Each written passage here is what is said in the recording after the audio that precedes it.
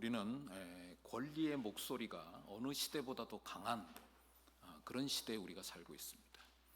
특별히 개인의 권리를 아주 힘차게 여러 곳에서 주장하고 요구하고 있죠. 식당에 가면은 정당한 대가를 지불했으니까 이 정도 서비스는 받아야 된다, 그렇게 말합니다.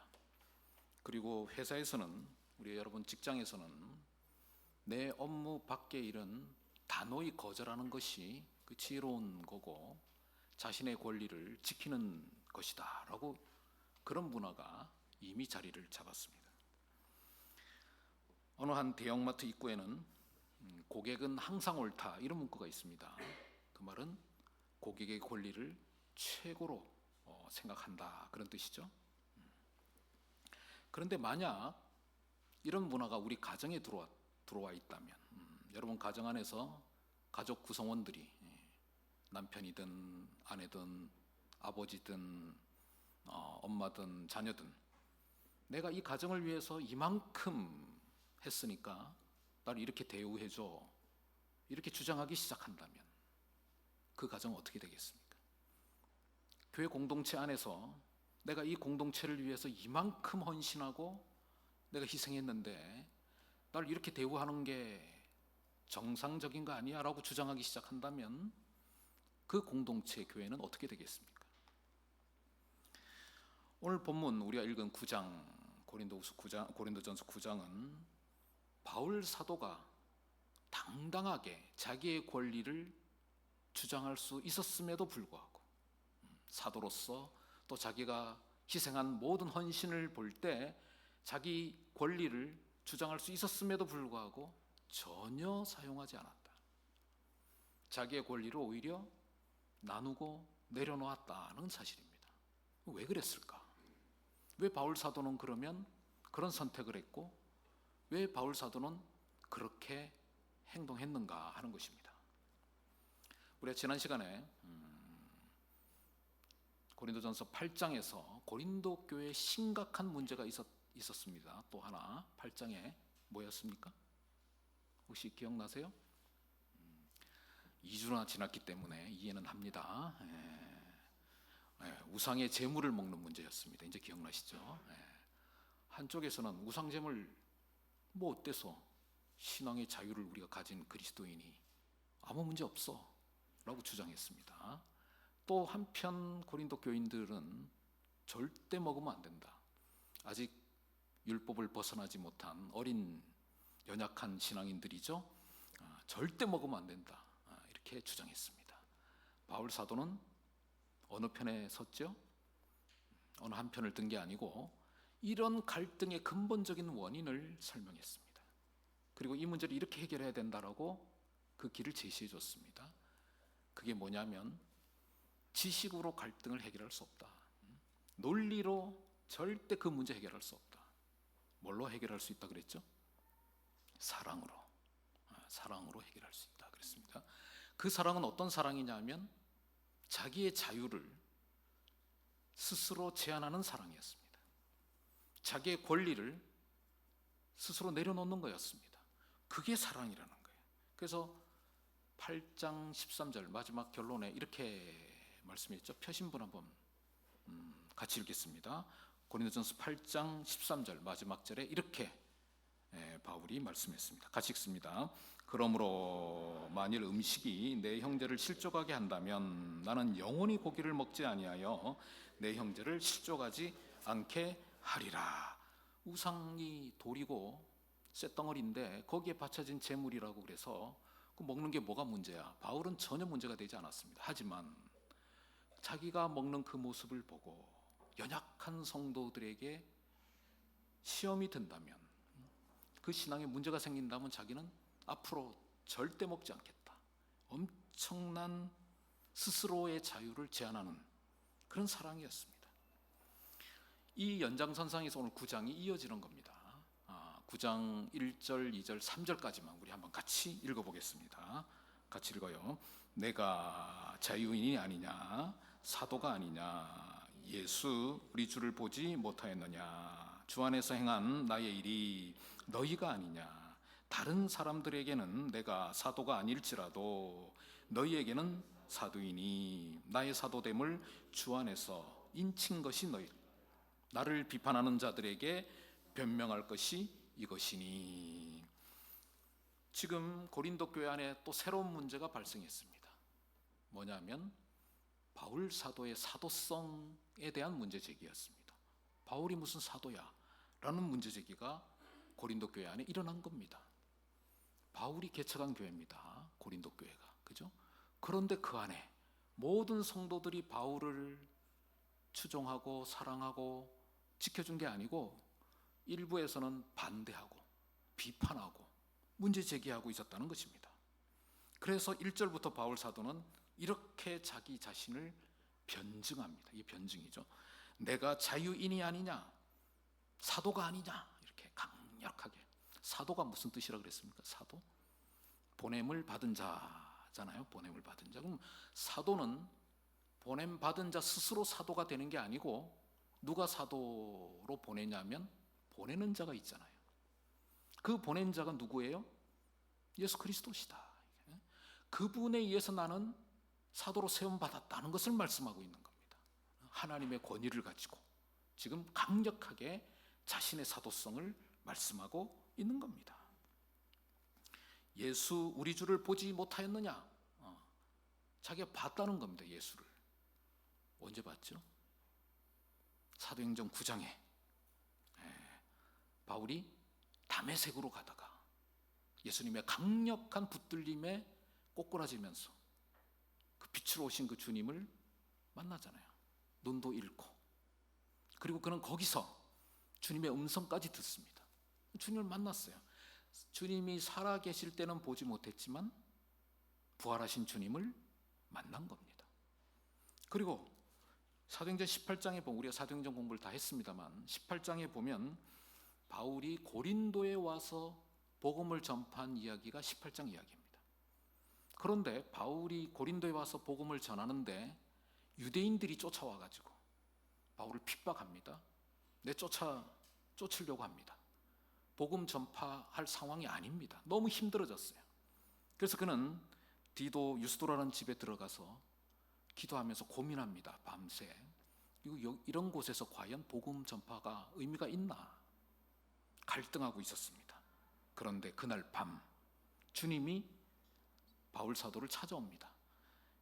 사도행전 18장 9절인데요. 제가 읽어드립니다. 밤에 주께서 환상 가운데 바울에게 말씀하시되 두려워하지 말며 침묵하지 말고 말하라. 두려워하지 말고 침묵하지 말고 말하라. 전하라는 거죠. 복음을 고린도에 있을 때 그 주님을 내가 만났다고 지금 고백하고 있는 겁니다. 그래서 1절 마지막에 보면 주 안에서 행한 나의 일이 너희가 아니냐. 그러니까 주님 안에서 내가 복음의 씨를 뿌렸는데 그 열매가 너희들이다 이 말이에요. 그 열매가 바로 고린도 교회다. 내 복음의 헌신의 그 결정판이 바로 고린도 교회의 너희들이다. 성도들이다. 그 말씀을 하고 있는 거예요. 그건 뭐예요? 지금 바울이 자신의 사도성을 강력하게 변증하고 있는 겁니다. 2절도 마찬가지죠. 주님이 내가 사도됨을 인쳐줬다는 얘기는 도장을 찍어주셨다는 건데 그 도장이 너희들이다. 찍어준 사람 누구예요? 주님이시다.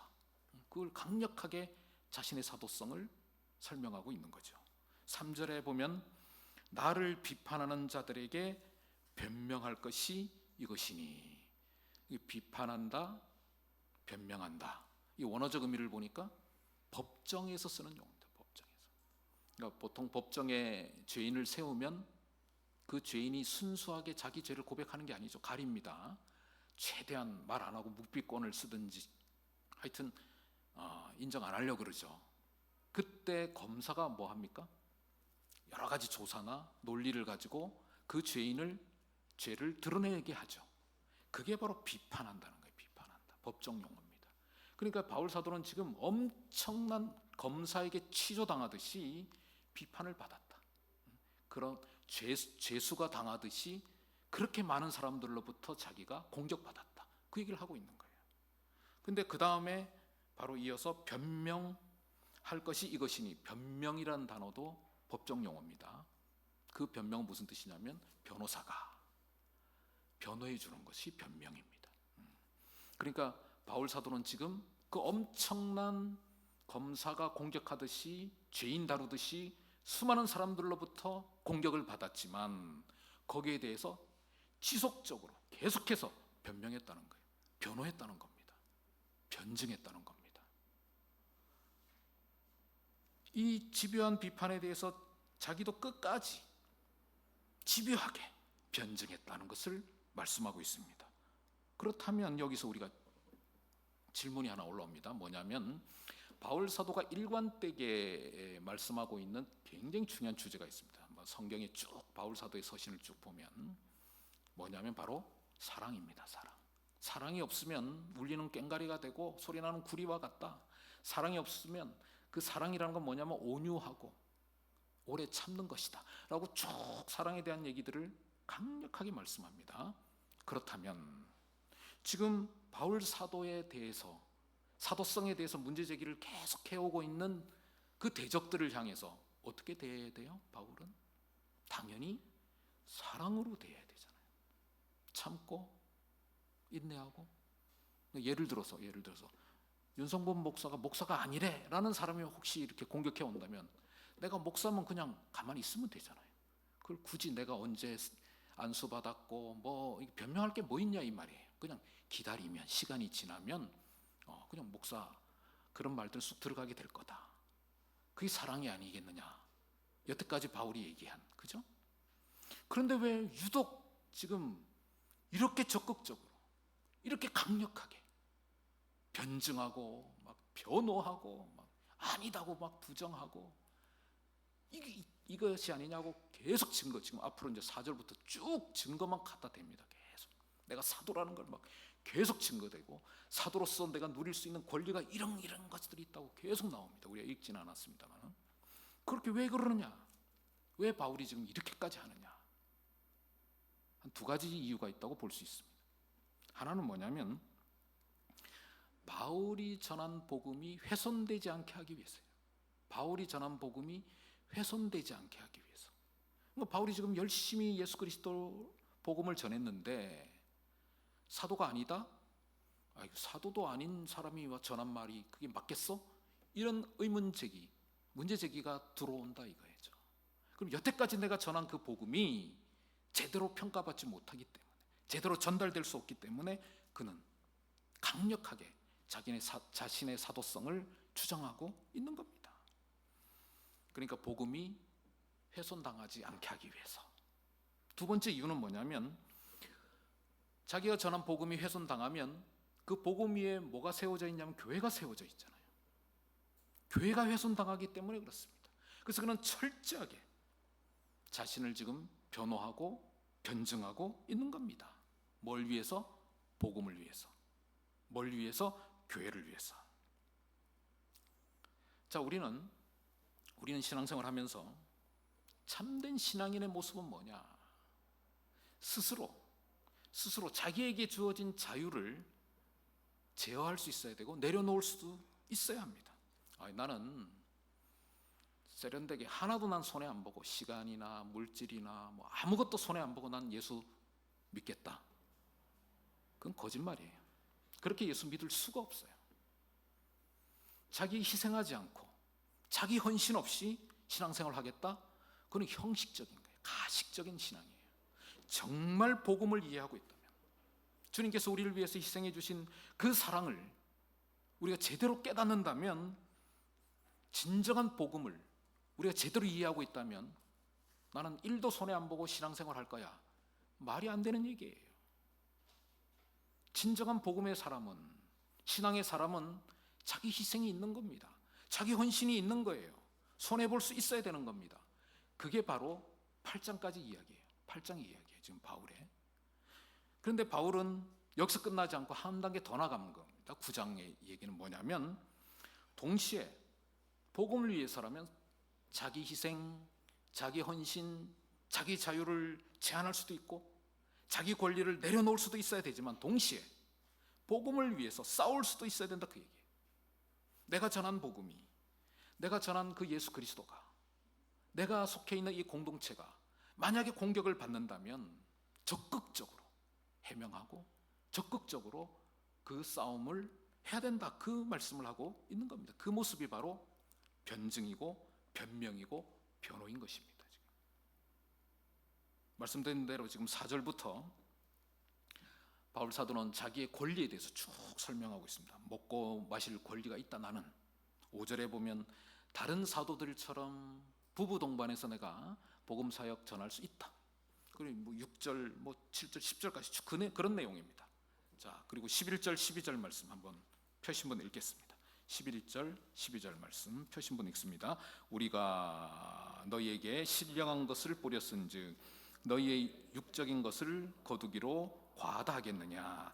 다른 이들도 너희에게 이런 권리를 가졌거든 하물며 우리 일까 보냐. 그러나 우리가 이 권리를 쓰지 아니하고 범사에 참는 것은 그리스도의 복음에 아무 장애가 없게 하려 함이로다.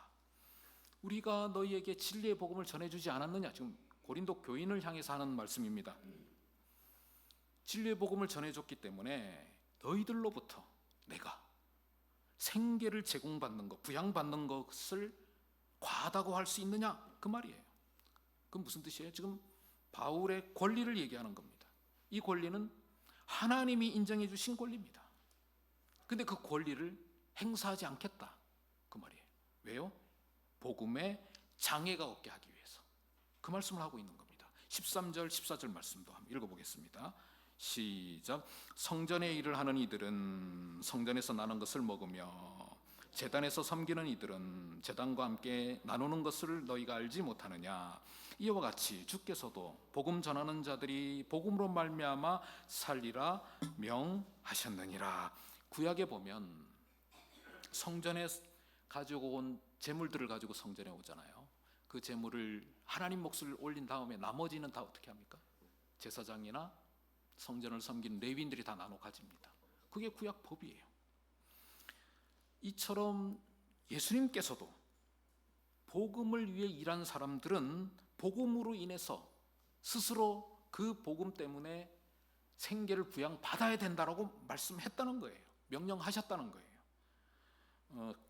그 말씀은 예수님께서 제자들을 파송하시면서 마태복음 10장 10절 말씀인데 제가 읽어드리겠습니다. 이렇게 말씀하셨습니다. 제자들을 파송하시면서 여행을 위하여 배낭이나 두벌 옷이나 신이나 지팡이를 가지지 말라. 이는 일꾼이 자기의 먹을 것 받는 것이 마땅함이라. 자기 먹을 것, 일꾼은 뭐예요? 하나님 일꾼이죠. 복음 사역을 하는 이 일꾼들은 자기 먹을 것을 받아야 된다는 거예요. 아무것도 들고 가지 마라. 왜? 거기서 받아서 생계를 유지해라. 예수님의 명령이에요. 자, 그런데 왜 바울 사도는 오늘 이 권리를 계속 반복하지만 결국은 뭐라고 말씀하냐면 18절 말씀을 읽어보겠습니다. 이 결론이죠. 18절 말씀 같이 읽습니다. 시작. 그런즉 내 상이 무엇이냐? 내가 복음을 전할 때에 값없이 전하고 복음으로 말미암아 내게 있는 권리를 다 쓰지 아니하는 것이로다. 내게 권리가 있지만 이런 지금 계속 설명했죠. 4절부터 여기까지 쭉 설명했습니다. 내가 당연히 받아야 된다. 그런 권리가 당연히 있다. 이거는 하나님도 말씀하셨고 예수님도 말씀하셨다. 그럼에도 불구하고 나는 이것을 행하지 않았다. 그걸 지금 얘기하고 있는 겁니다. 왜 그렇냐? 왜? 그 이유를 지금 18절에 뭐라고 얘기하냐면 나는 그걸 받지 않고도 복음을 전한 그 성도들로부터 부양 의무를 받지 않고도 나는 기쁘게 복음을 전했다는 거예요. 그 마음을 주님이 주셨다. 그래서 나는 그 권리 중요하지 않다고 본다. 그 권리 내려놓겠다. 그 말이에요 지금. 그거 없이도 너희들이 나를 부양하지 않아도 나는 기쁨으로 복음을 전한다. 그 마음을 주님이 주셨기 때문에 그게 바로 주님께서 내게 주신 상급이다. 그 말씀을 하고 있는 겁니다. 그러니까 지금까지 바울 사도는 자기 권리를 4절부터 계속 말씀하고 시간이 없어서 자세히 보지 않습니다만은 계속 얘기하고 있지만 그걸 내가 주장하지 않겠다고 얘기하는 그 목적은 그건 뭐예요? 복음을 보다 더 잘 전하기 위함이고, 그리고 내가 스스로 그거 없이 전하는 것이 더 기쁘기 때문이고, 바로 그것이 하나님께서 내게 주신, 주님께서 내게 주신 상급이기 때문이다라고 말씀하고 있는 겁니다. 그래서 스스로 권리를 포기한 겁니다. 자, 그렇다면 이런 의문이 들죠. 아, 그래? 대단하네, 우리 바울사도. 그럼 바울사도께서 선교여행을 우리 사도행전 공부해서 알죠? 1, 2, 3차 선교여행을 했습니다. 그 오랜 시간 동안 많은 곳을. 그러면 어디나 가든지 일관되게 자비량으로 했느냐 하는 의문이 들죠. 바울사도는 그럼 일관되게 했느냐? 그건 또 전혀 아닙니다. 한번 성경 찾아보겠습니다. 빌립보서 4장 15절 16절이에요. 한번 같이 읽어보겠습니다. 시작. 빌립보 사람들아, 너희도 알거니와 복음의 시초에 내가 마게도냐를 떠날 때 주고받는 내 일에 참여한 교회가 너희 외에 아무도 없었느니라. 데살로니가에 있을 때에도 너희가 한 번뿐 아니라 두 번이나 나의 쓸 것을 보내었도다. 실제로 복음 사역을 할 때 빌립보 교회로부터 지원을 받았다는 겁니다. 또 한 절 더 찾아보죠. 고린도후서 11장 9절입니다. 같이 읽습니다. 또 내가 너희와 함께 있을 때 비용이 부족하였으되 아무에게도 누를 끼치지 아니하였음은 마게도냐에서 온 형제들이 나의 부족한 것을 보충하였음이라. 내가 모든 일에 너희에게 폐를 끼치지 않기 위하여 스스로 조심하였고 또 조심하리라. 고린도 후서니까 어디로 보낸 편지예요? 고린도 교회입니다. 거기에 보니까 내가 너희와 함께 있을 때 한 번도 너희들에게 요청한 적은 없다. 뭐 했어요? 바울이 그때 텐트 만들어서 팔면서 자비량 선교했잖아요. 그런데 부족했다는 겁니다. 자세히 보니까 모자랐어요. 생활이 안 됐어요. 그때 마게도냐로부터 지원을 받았다는 겁니다. 아니, 그러면 이해가 안 되죠? 아니, 다른 교인들한테는 지원 받으면서 왜 자기가 개척한 그 교회의 지원을 왜 안 받았냐 이거죠. 그런 의문이 안 드세요? 들잖아요. 이건 이유가 있습니다. 굉장히 여러 개를 찾을 수 있지만 대표적인 거 한 두 가지만 시간 관계상 한번 생각해 볼 수 있습니다. 하나는 뭐냐면, 그때 당시 로마 제국 당시에 가는 곳마다 뭐가 있었냐면 신전이 있었다 그랬습니다. 우리 다 이미 공부했습니다. 특히 고린도의 신전이 굉장히 많았고 풍요로웠습니다. 보통 사람들의 삶이 다 신전 중심이었습니다. 그때 당시, 그죠? 관원상제 다 신전에 써 있었습니다. 그러니까 최소한 일주일에 한 번씩 혹은 매일 가는 사람도 있었습니다. 신전에 빈손으로 가나요? 다 재물 가지고 갑니다. 그 재물의 양이 굉장했다 그랬습니다. 얼마나 많았는지 사제들이 그걸 시장에 유통시킬 정도로. 그리고 실제로 고린도 경제를 이렇게 분석한 자료들 보면 거의 대부분의 그 우상 재물 얘기가 그래서 나온 거예요. 거의 대부분 다 신전에서 나온 거예요. 근데 문제는 뭐냐면 그 사제들이 신전 사제들의 타락상이었습니다. 그 풍요 속에서 전혀 모범이 되지 못하는 그 모습을 보면서 바울 사도는 내가 전한 이 복음은 그들과 다르다는 것을 구분하고 싶었던 거예요. 특히 물질 때문에 타락해 있는 그 고린도의 신전의 사제들과 구분하고 싶었던 겁니다. 또 한 가지 이유가 있습니다. 또 한 가지. 그건 뭐냐면 고린도 교회 안에 파벌이 있었죠. 게바파, 아볼로파, 그리스도파, 바울파. 그래서 자기가 전한 복음이 왜곡되기가 너무 쉬웠습니다. 왜냐하면 막 건수만 있으면 공격하잖아요. 여당 야당 하듯이, 아니 말도 안 되게 무조건 꼬투리만 잡고 얘기를 하니까 아예 내가 전한 복음이 훼손될까봐 아예 그 얘기가 나오지 않도록 너희들한테는 내가 한 번도 요청한 적도 없고 하나도 1원도 받은 적이 없다. 이걸 강조하고 있는 겁니다. 우리 주위에 갈등하고 있는 문제, 여러분 주변에 있는 교회, 우리 교회는 아닙니다만은 내가 주변에 이렇게 보면 그 갈등하는 교회들의 공통점이 딱 있습니다. 뭐냐면 그 교회에 오래된 열심히 헌신한 분들의 그분들이 스스로 내 권리를 주장할 때부터 시작됩니다. 나 이 정도 대우해 줘야지 교회가. 거기서부터 시작되는 거예요. 왜 한국 교회가 지금 지금 사회로부터 그 많은 영적 권위와 도덕적인 힘을 점점 잃어가고 있잖아요. 왜 그럴까요? 왜? 한국 교회에게 주어진, 그리고 스스로 가지고 있는 그 권위를 그 그 자체를, 자기가 가지고 있는 그 권리를 강하게 계속 주장하고 있기 때문에 그런 겁니다. 전혀 나눌 생각이 없어요. 그 재개발 지역에 있는 알박기 해서 그걸 끝까지 요청하는 게 교회예요. 지금 마지막까지 남아 있었던 게. 그러니 세상 사람들이 볼 때 똑같아요, 자기들하고. 뭐가 거기에 권위가 있고 거기에 뭐가 영적인 그런 위대함이 있겠습니까? 도덕적으로 뭐가 우수합니까? 그래서 결국 이 교회가, 앞으로 우리 초음교도 마찬가지고, 대한민국 사회에서 한국 교회가, 또 특히 우리 초음교회가 이 지역에서 지속적으로 살아가기 위해서, 존재하기 위해서 뭐가 필요할까? 우리에게 주어진 그 권위를, 그리고 그 권세를, 내가 당연히 누려야 될 그 권세를 내려놓는 거예요. 그 자유를 스스로 양보하는 거예요. 그러한 자세가 있어야만, 사실은 내 스스로 주어진 그 권리를 내려놓는다는 뜻은 무슨 뜻이냐면, 그거보다 그 권리를 어떻게 내려놓겠어요? 그죠? 그 권세를 어떻게 내려놓겠어요? 주어진 건데. 그걸 내려놓을 수 있다는 얘기는 무슨 뜻이냐면, 그 권세보다 그 권세를 준 주님을 더 사랑한다는 뜻입니다.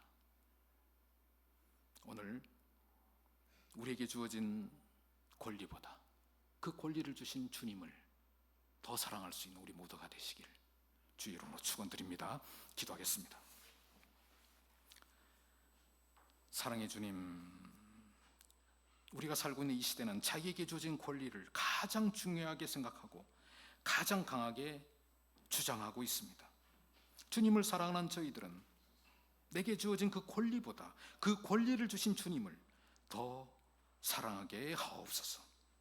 그래서 바울처럼 하나님께 더 귀하게 쓰임받는 참된 그리스도인 다 되게 하여 주옵소서. 예수님 이름으로 기도드리옵나이다. 아멘. 성찬 예식을 거행